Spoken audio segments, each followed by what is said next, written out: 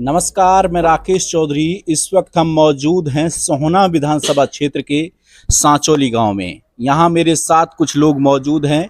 इनसे जानने की कोशिश करते हैं कि विधानसभा चुनाव को लेकर यहां की जनता का मूड कैसा है। नमस्कार। नमस्कार।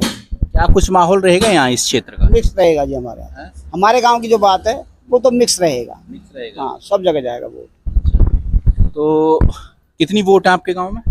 1800 के आसपास हैं। हाँ, 2300 वोट के आसपास। हाँ, लगभग 1500 का पोलिंग हो जाएगा। आराम से आराम से आराम से। तो वैसे के इलाके में ना एक हवा चल जाती है चुनाव को लेकर के कि इस बार इस पार्टी का जोर या इस कैंडिडेट का जोर। तो ऐसी कोई हवा सोहना विधानसभा क्षेत्र में दिखी? सच्चाई तो ये, अभी तक कोई हवा किसी की क्लियर हुई नहीं है, किसी की भी नहीं हुई क्लियर। कोई ये नहीं कह सकता भाई बीजेपी जीतेगी या कांग्रेस जीतेगी या जावेद जीतेगा। कोई क्लियर नहीं किसी का। हमारे हिसाब से कोई क्लियर नहीं हुआ अभी तक। सब सस्पेंस में है, कौन जीतेगा कोई क्लियर नहीं पता इस बात का। इलाके में काम हुए हैं? इलाके में काम क्या कह सकते हैं, ऐसा कोई खास काम तो ऐसा हुआ नहीं भाई। बहुत बड़ा काम हो गया, चलो इसके उसमें खुशी में वोट दे दें भाई, बस ठीक है। सरकार चल रही है, कौन काम करवाता है, कौन आ रहा है काम करवाने के लिए? कोई काम हमें। जो मौजूदा विधायक थे वो आए इलाके में घूमने? नहीं, वोट मांगने आए थे बस। अच्छा, वोट मांगने बाद नहीं आए। बाद नहीं आए। मौजूदा विधायक तो हमारे संजय सिंह थे पहले, वो नहीं आए इधर, मुड़ के भी नहीं आए। जैसे 10 साल बीजेपी शासन में रही है और अभी भी है, और इससे 10 साल पहले कांग्रेस शासन में थी, उन्होंने भी 10 साल शासन किया लगातार, फिर इनेलो शासन में रही थी। तो ऐसे में क्या लगता है कि कौन सी सरकार सबसे बेहतर रही? क्या बताएं, क्या हमें कोई जजमेंट इस बात का एक्चुअल में है नहीं। हम किसका नाम लेते हैं? ना कांग्रेस ने छाती सेड़ी करी, ना बीजेपी ने छाती सेड़ी करी, ना कोई इनेलो ने छाती सेड़ी करी। जिनका जिसका सिस्टम चल रहा है अपना। ऐसा कोई खास प्रॉफिट किसी पार्टी से ऐसा नहीं हुआ कि भाई इसने बहुत अच्छा काम किया है, इसको वोट देना चाहिए। ऐसा कुछ उत्साह नहीं है किसी वोटर के दिमाग में। हमारे गांव में तो खासकर इसकी बात नहीं है। अच्छा, तो अभी ऐसा कोई उत्साह बन नहीं रहा है ना, कि अभी किसकी ओर रुझान जाए? कोई उत्साह नहीं है। कोई भी वोट अपने अंदर की बात बताए ना, कोई किसी को बोल देता है, कोई किसी को बोल रहा है। एक्चुअल सच्चाई भी है, हमारे यहाँ लग रहा है कि कोई भी हवा क्लियर किसी की हो नहीं रही है कि फिर कांग्रेस वाला निकलेगा, कि बीजेपी वाला निकलेगा, या कोई निर्दलीय निकलेगा। बाकी जो अपना ये आर्य समाज पार्टी है तो उसकी चंद्रशेखर, उसको तो ज़्यादा वोट मिलेंगे नहीं इधर। निर्दलियों को ज़्यादा उम्मीद नहीं है। अब 3-4 लोग रेस में हैं, जैसे बीजेपी वाला है, रोहतास खटाना है, या एक जावेद खान है निर्दलीय, एक कल्याण सिंह चौहान है। ये 4-5 लोग लग रहे हैं कुछ उभरते हुए आ रहे हैं सामने से। इनमें से कौन निकालेगा क्लियर किसी का भी नहीं है। अभी क्लियर नहीं पता है किसी को। जी, क्या विचार है? विचार तो जी कैसे बताएं, शायद दो उनकी टक्कर ज्यादा है, जावेद अहमद और रोहतास खटाना, दो उनकी ज्यादा टक्कर। तो आपको क्या लग रहा है कि कौन सा भारी दिख रहा है इसमें? भारी वही है, अगर मेव समाज के वोट रोहतास खटाना चली जावे तो रोहतास पार है, ना ही तो जावेद पार है। उनको पर डिपेंड है, क्योंकि 90-95 हजार वोट है। वो एक ही नेता है जावेद अहमद।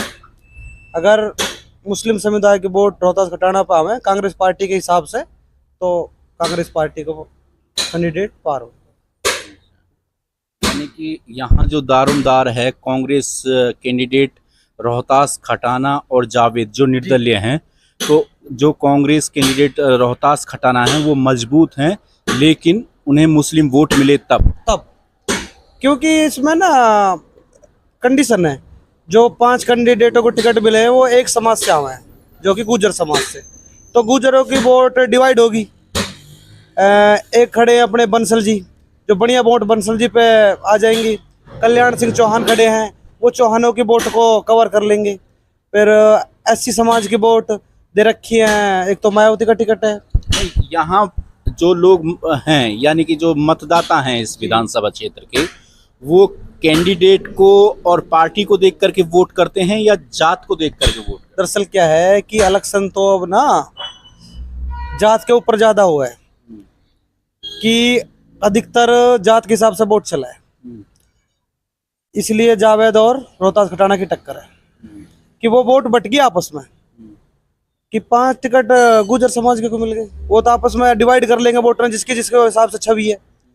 तो जावेद अहमद अकेला 95 हजार वोट पे। अगर पहाड़ ऊपर से तावड़ू से सोना तावड़ू मिक्स है ना, वो रोहतास खटाना अपनी छवि पे या कांग्रेस की वजह से मुसलमान कुछ वोट दे देवे हैं तो कांग्रेस निकल सके।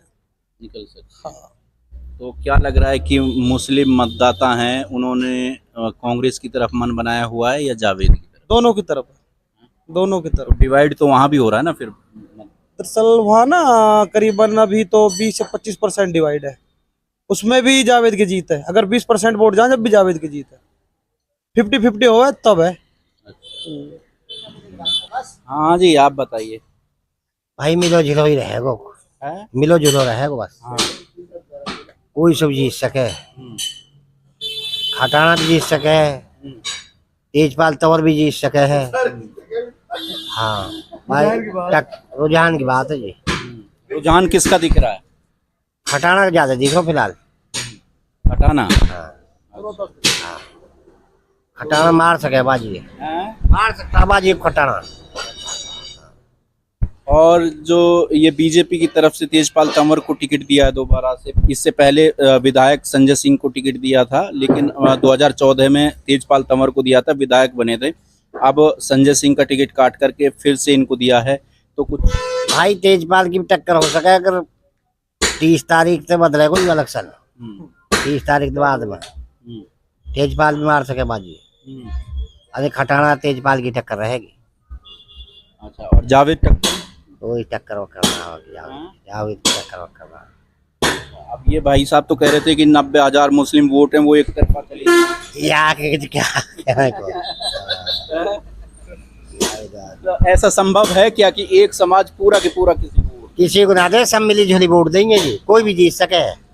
एक बता सरकार कोई भी निकल सके जी।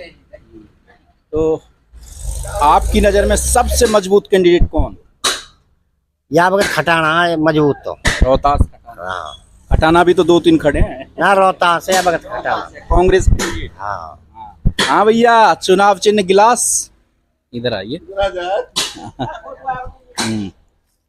कल्याण सिंह चौहान, अब ये बताइए टी शर्ट सिर्फ पहन रखी है या वोट भी देंगे? मैं वोट ही नहीं, मैं कहते वोट यूपी को मैं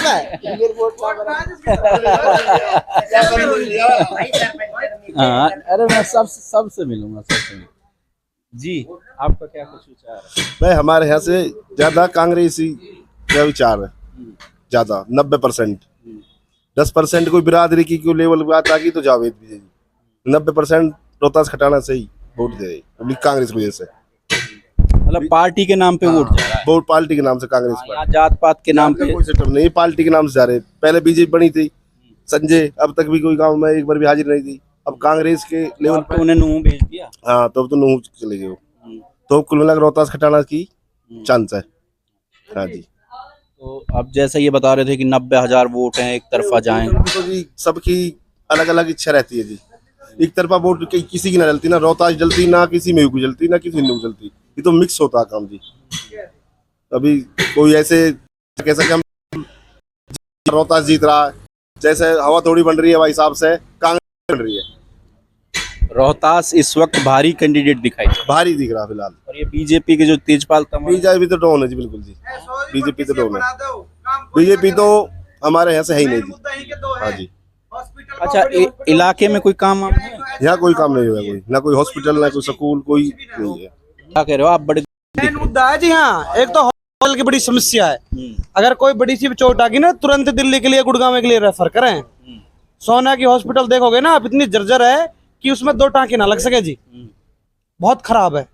एक कोई बड़ी हॉस्पिटल खुल जाए, जैसे सोना है, बड़ा क्षेत्र है। फिर नेता जब आते हैं वादे तो करते हैं, वादे तो बड़े बड़े करें। जब देखो जी, हाँ दिल्ली तक भी कोई बड़ा कोई एजुकेशन हब है, जो भाई कोई बड़ी क्या नाम यूनिवर्सिटी हो, इससे बच्चे पढ़े हैं। सारे रोहतक साइड ही चली जाए, सारी जितनी भी यूनिवर्सिटी हैं सारे रोहतक साइड है, क्योंकि यहाँ नेता ही ना है, लोग ना है। बताओ कोई हो यूनिवर्सिटी हो, यहाँ कोई बड़ी हॉस्पिटल हो, है रहेगी पीजीआई रोहतक, यूनिवर्सिटी जितनी भी हैं सारी रोहतक, क्योंकि नेता वहीं के सारे जो वहाँ के मुख्यमंत्री बन रहे हैं। ये तो उन नेताओं का बड़प्पन है ना, जिन्होंने अपने इलाके में बनवाई।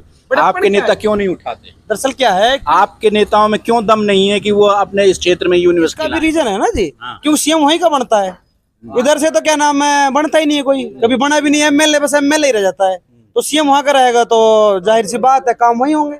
सबको अपने एरिया में ले जाने की सोचता है। ये बोलते हैं कि मेवात पिछड़ा हुआ है, अनपढ़ है। क्यों है? अनपढ़ तो रहेगा भाई, क्योंकि यहाँ एजुकेशन है ही नहीं। एजुकेशन हो। आज से पहले आपके जितने नेता सत्ता में रहे, उन्होंने कितने नेताओं ने यूनिवर्सिटी की मांग की? भाई क्यों करें? वो लोग पढ़ जाएंगे तो फिर क्या नाम, उनके सामने खड़े हो जाएंगे। ये भी चक्कर हो यहाँ के जो नेता है, इसलिए ना करी, क्योंकि और लोग अनपढ़े, वो पढ़े लिखे, पैसा उनके पास, और पढ़ जाएंगे तो फिर उनकी बराबर खड़े हो जाएंगे, 50, 100, 200 नेता और खड़े हो जाएंगे। वो तो चाहेंगे ना पब्लिक अनपढ़ रहे। इसका मेन कारण यो भी है, एजुकेशन हब ना बनने को, क्योंकि जो एजुकेशन हब नहीं है, मेन कारण यो भी है। क्योंकि देखिए, दिल्ली से तो मुश्किल से 40 किलोमीटर की दूरी पे सोहना है, फिर भी मतलब एजुकेशन के नाम पे, हॉस्पिटल के नाम पे, रोजगार के नाम पे सब जगह विफल ही सारा। कुछ भी नहीं है, विफल है। क्योंकि यहाँ के बच्चे क्यों ना लगे? इसलिए ना लगे। आप देखो, सपोज दैट, मतलब कि जितने भी मुलाजिम मिलेंगे ना यहाँ, ऊपर के मिलेंगे, मतलब रोहतक साइड के सारे, यहाँ अपने एरिया के मिलेगा नहीं। कि पढ़ने ले दूर दूर को जाएगा ना पढ़ने को, नजदीक हो तो कोई पढ़ ले हो, लड़की ना पढ़े। अभी लड़के देखो जी, हमारा गांव करीबन 10-15 हजार की आबादी का गांव है। गांव से ये स्कूल है सामने, 8वीं तक है। अभी 200 लड़कियां पैदल जावे यहाँ अदर गांव में। 10वीं या 12वीं तक स्कूल हो जाओ तो लड़की बाहर थोड़ी जाए, 8वीं पढ़ते, बिठा दे में कुछ भेज दे में, डर के मारक नहीं यहाँ 12वीं तक हो जाओ तो लड़की +2 तो कर ले में। तो यानी कि शिक्षा, स्वास्थ्य और जो हॉस्पिटल की जो व्यवस्था है वो भी जर्जर है, शिक्षा का हाल बुरा है, बिजली का हाल बुरा है, पानी का हाल बुरा है, यानी कि समस्याओं का यहाँ अंबार है सोहना विधानसभा क्षेत्र में। तो ये सोहना विधानसभा क्षेत्र के कुछ लोग मेरे साथ थे। आगे किसी और क्षेत्र में जाएंगे, वहाँ की जानकारी आपके साथ साझा करेंगे। फिलहाल इस वीडियो में इतना ही। नमस्कार।